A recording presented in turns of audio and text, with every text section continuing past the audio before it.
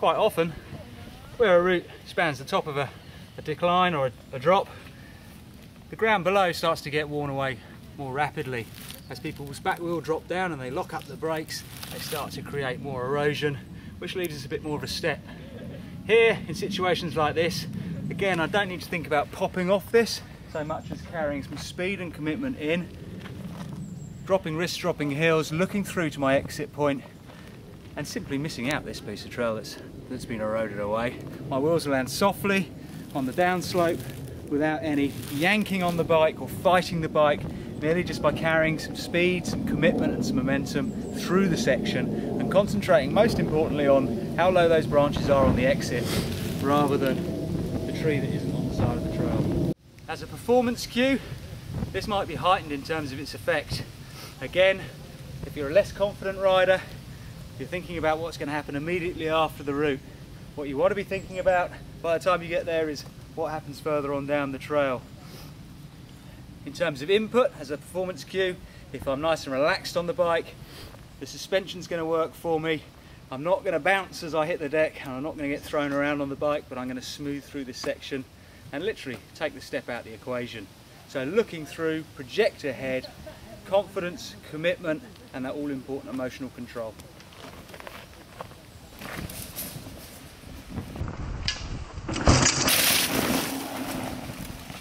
To a certain extent, if I treat it like it's not there, physically this impact is far lessened. Shooshing off the top, small drop of the wrists and heels, small push off through the bike and away we go. So here we start to include some gradient with a mishmash of routes. You'll notice that nature hasn't laid them out neatly, perpendicular to the trail. Yes, the majority are running across, but there's a good few senders here. Importantly, again, I want to be nice and fluid on the bike, allowing the bike to roll through the section rather than staring down my forks at the roots, putting extra pressure on the wheel and making it harder for it to go up and over the route than to follow the line of the route. Speed control is going to be an issue. Halfway down here isn't really somewhere I can engage in a whole heap of speed control, so I need to set my speed up at the top for a speed I feel comfortable with, be that slower or faster, and I need to be maintaining my speed but certainly not decelerating through this section. My place for my speed control is after the section, beyond the exit and before the entry to the next piece of trail. In terms of performance cues, we've got visual, we're going to get some input, and there's a little bit of anticipation building up there. So thinking through from the top, looking through the section and using good energy management should see me good down this little route of descent.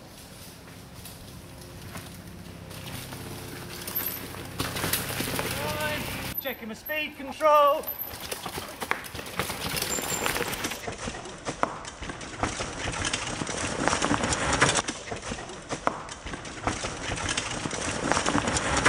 The previous section, although quite technical, with routes in all angles and a bit of gradient, did allow for some speed control on the way down, and the section itself I could carry my momentum through without gaining too much speed, focusing on looking through the section. This section here, as you can see, the routes are far more straight down the trail. What we like to call senders. A braking wheel will easily get picked up by one of those and sent off in a different direction from where I'm intending to go. So here I need to bring my commitment level up high, get my speed control right at the top. I'm going to accelerate through the section, but I want to be focusing on what's down at the bottom where there's quite a tidy compression down there, which is probably more worrying than the routes themselves. So I need to be thinking next, next, next. Now this section is going to try and scream my name and draw my attention into it rather than looking through it. After that compression, if I'm looking into it and I make it through, I look up and there's a solitary tree standing right in the middle of the trail. I want to be well aware of that and well wide of it when I get to it. So here, bring this section, the entry to the section back, get my commitment up, speed control good, looking through the section, line choice here. Once I'm here, there isn't going to be much in the way of changing my line.